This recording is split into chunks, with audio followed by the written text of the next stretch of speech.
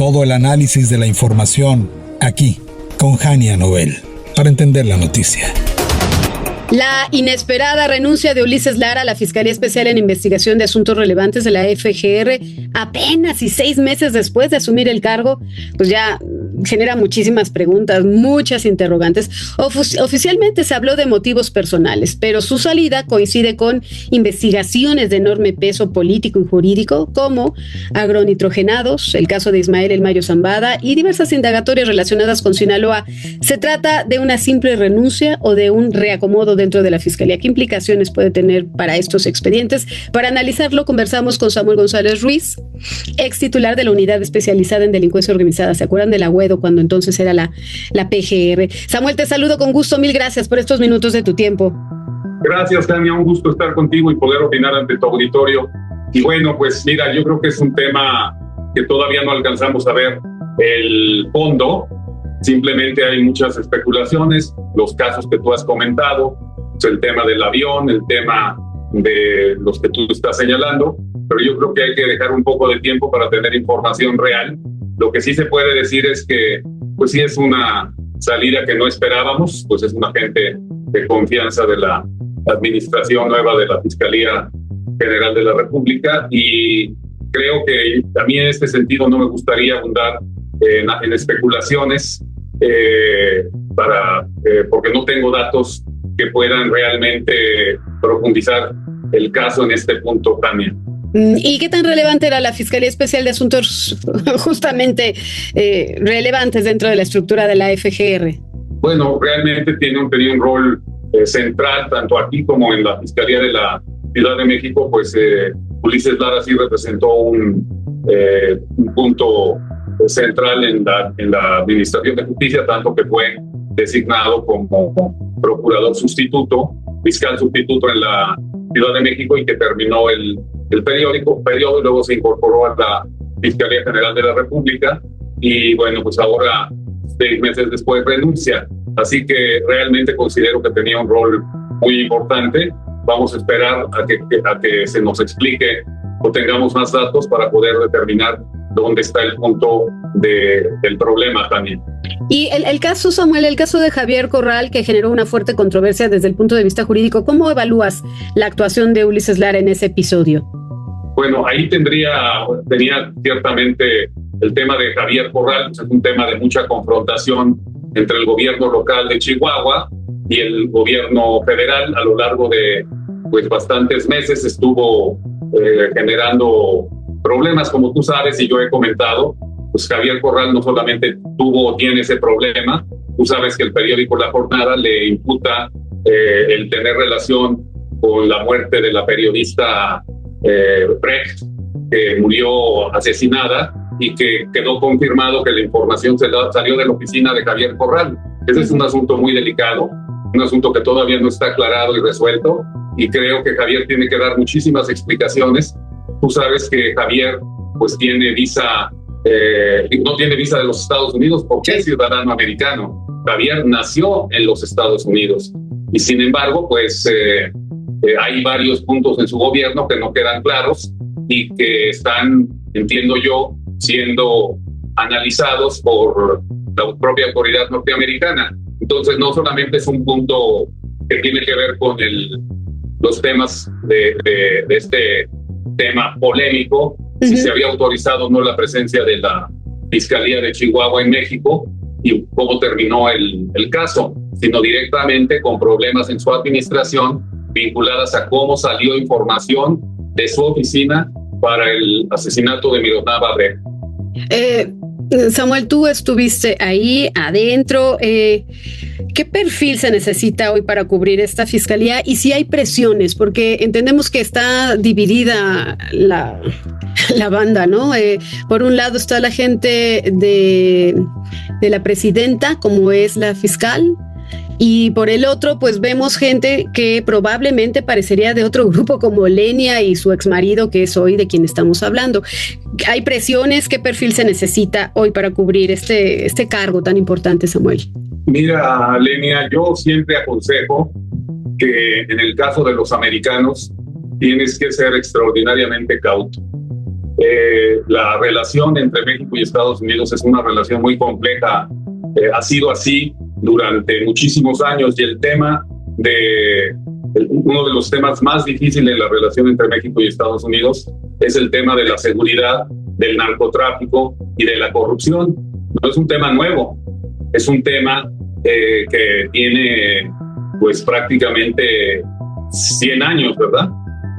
Y con la interconexión que existe en el mundo, entre México y Estados Unidos, y los problemas que se han, digamos, seguido generando a lo largo de todo este tiempo, desde el problema de Caro Quintero, los problemas que tuvieron que ver después con Álvarez Machain, lo que siguió en los momentos en que pues estuvo el gobierno del presidente Zedillo, antes el de Salinas, ¿verdad? Y todo, Calderón, Fox, Peña Nieto, y ahora después con Andrés Manuel López Obrador y con el actual gobierno, la relación con los americanos es muy, pero muy compleja, Tania. Y hay que tener mucha mano, una conducción muy, digamos, de piloto de tormenta para no enfrascarse en discusiones estériles con el gobierno norteamericano en la materia. Hay que entender lo que quieren, cómo lo piden, qué se puede dar, qué no se puede dar y cómo avanzar con pasos reales, ¿verdad? Porque mira, tú recuerdas la guerra de los pasteles, ¿verdad? Justamente lo que ocasionó una invasión de México en el siglo, en 1860 y tantos, ¿verdad? La guerra de los pasteles con Francia y con otros países europeos estuvo motivada en diferencias económicas. Hoy lo que tenemos es una guerra del fentanilo. Yo la llamaría así. Si tú oyes lo que te dijo el señor Cole, y te lo viene diciendo el administrador de la DEA por 2 años, desde antes incluso que fuera nombrado, cuando era secretario de Seguridad Pública de allá de Virginia, donde yo lo oí, si tú das una conferencia, si tú lo oyes, tú sabes que los americanos están decididos a terminar con el fentanilo, cueste lo que cueste. Y desafortunadamente las rutas del fentanilo inician en China, pasan por México y terminan en los Estados Unidos.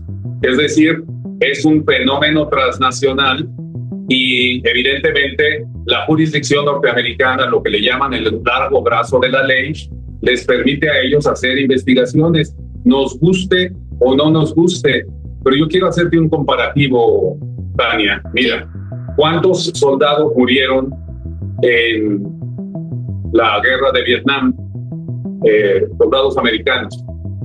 58,200 veía en la mañana en el internet. ¿Okay? El fentanilo ha matado el doble de ciudadanos americanos cada año por los últimos 5 años.